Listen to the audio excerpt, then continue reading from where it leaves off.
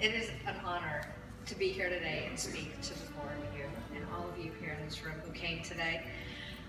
Let me just say that first of all, even though it is exciting to be graduating and on the verge of being an adult, it's okay to be a little scared too.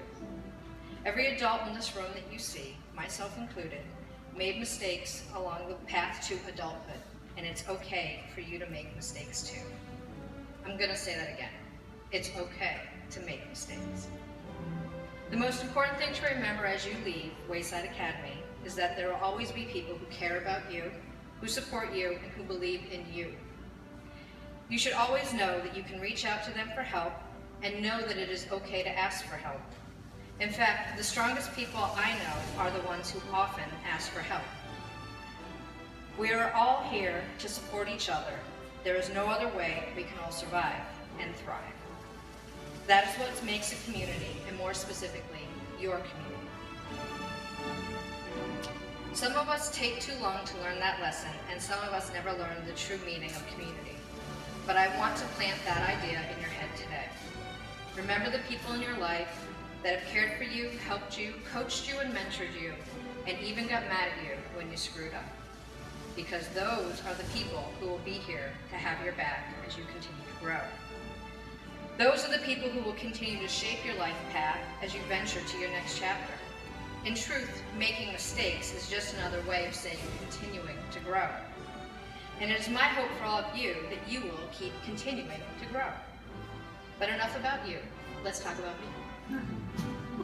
As Eric mentioned, I am the Executive Director of the Children's League of Massachusetts, and he kind of gave an overview, but we are a statewide nonprofit association of over 80 public and private organizations and individuals that collectively advocate for public policies and quality services that are in the best interests for the Commonwealth's children, youth, and families, of which Wayside is a member.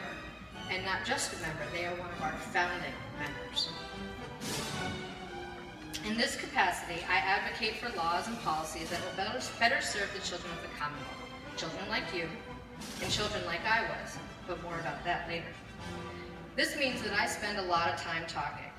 My family, if they were here, would be laughing right now because I've been talking my entire life. I talk to state representatives, state senators, members of our federal legislative delegation, to people who work for the governor, and to my many, many members who are CEOs, who are bosses. All to try to convince people to pass a certain law or allocate more money in the state budget for programs that help children and families, or to try and fix a state regulation that really isn't working very well for the people in our communities. In simple words, I'm a lobbyist. That's true. But I'm here to tell you today that not all lobbyists are bad. In essence, all lobbying is just what I described, trying to convince people to see things your way. And for me, it means getting them to vote or act or allocate money to what I believe will help children and families in the community. It's an important skill to have and refine, even if you don't become a lobbyist for a living. So in my capacity as the ED for the Children's League, I'm often asked, why do I do the work I do? As my 4 kids would say, she writes laws to protect us. Or, hey mom, can you change that law? When it comes to things they don't want to do. And that's true, I sometimes do write laws, which can be very exciting. But my work is so much more than that, and my work is so much more than just being a lobbyist. What I strive to do is be the voice for children and families in Massachusetts who have no advocate, who don't vote in local elections, and who don't have families banging down the doors of the State House. I am their voice and advocate. So yes, I'm a lobbyist and an advocate, and a voice for children and families. These are labels I use now because they are convenient. But just like all of you, there is more to me than these labels. I am many, many other things. And it is only through continuing to grow as an adult and making lots of mistakes that I've realized how these so-called labels I've been assigned throughout life have made me who I am and driven me to do the work I do now. Some labels that I carry with me every day are the obvious ones. I'm a woman, I'm white, and I'm middle-aged. Some would say I'm still young. I like those people the best. Some you will find out shortly after meeting me. I'm a mother, I'm a wife, and I'm a daughter. And then I have ones who've made me who I am today. Those are the ones I hold closest to my heart. I'm adopted. That is my first label that I can remember. At age 20, my birth mother decided that she could not care for me, so she gave me to the state's Department of Social Services, which is what they called DCF back then. Remember, I'm middle-aged.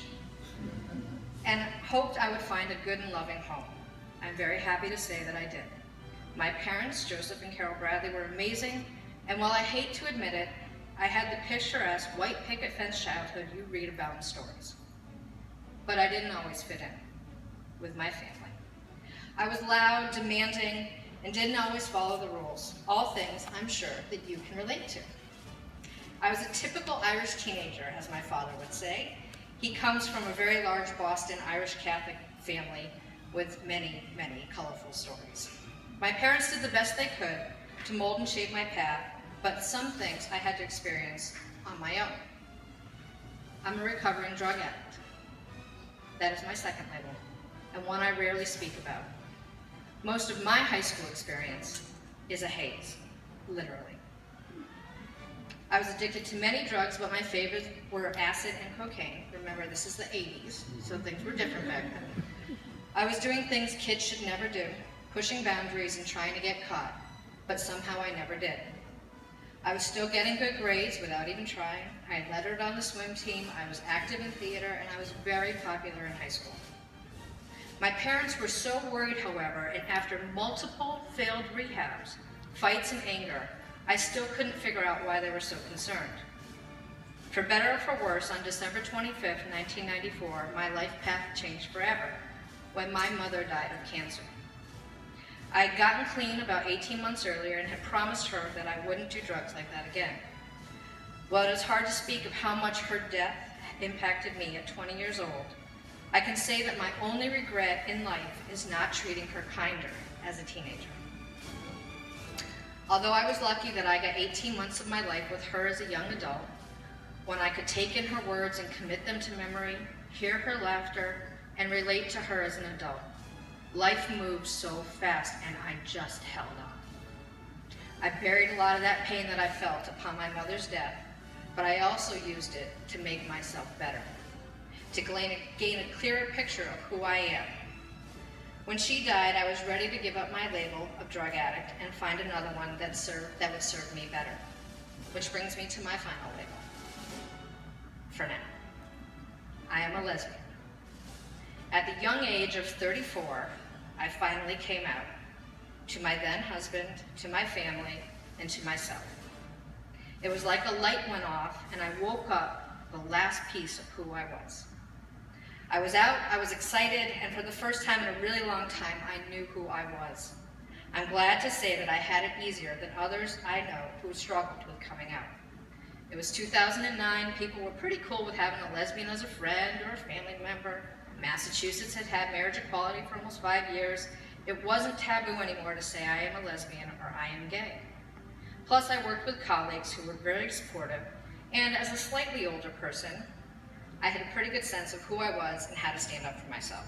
I was lucky that my family embraced this and never turned me away. So when I told you that I was a lesbian was my final label, I wasn't being quite truthful. Turns out I have another label as well. Foster kid. I was a foster kid. It wasn't until just a few years ago that somebody finally told me that I was a DCF kid. It was a complete eye-opener.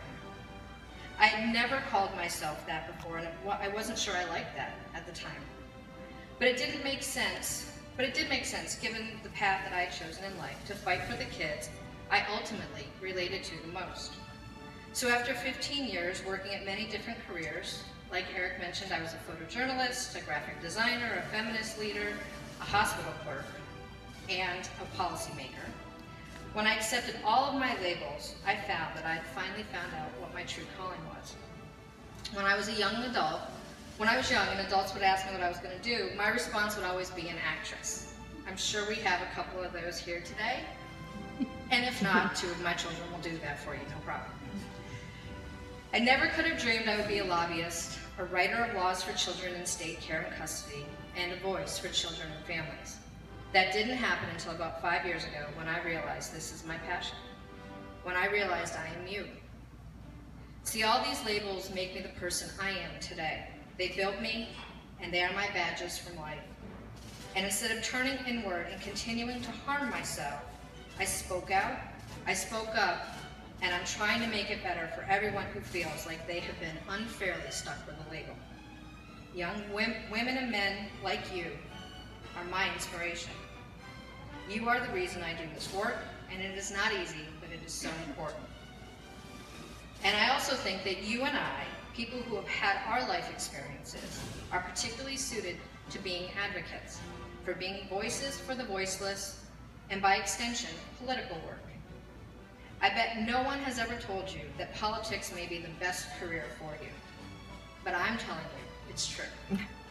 Don't ever let anyone tell you that your life experiences doesn't make you qualified to do anything.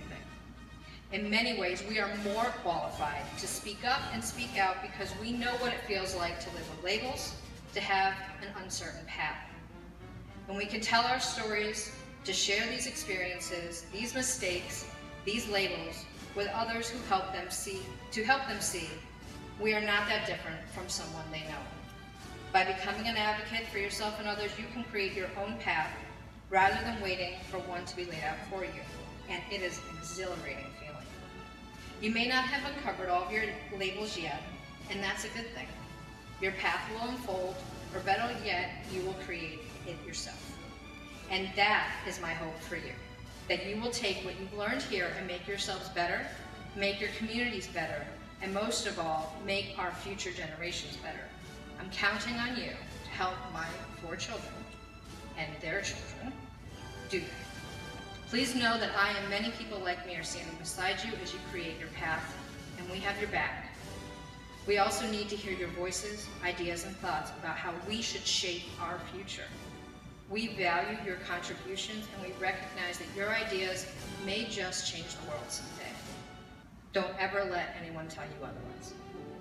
That is my message to you today. Be strong, be confident, don't be afraid to make mistakes, and ask for help when you need it. Keep your ties to your mentors and communities, because these ties will help you when you most need it. Your path may not be clear right now, and you may feel burdened with labels, but those labels can act as stepping stones to show who you really are. Becoming who you really are is important for all of us, and we eagerly await to see the contributions you will make to your families, your communities, your state, and the world. We are here for you, and we love you. We are proud of everything you have accomplished so far, and can't wait to see what you do next. Congratulations on your graduation, and best of luck.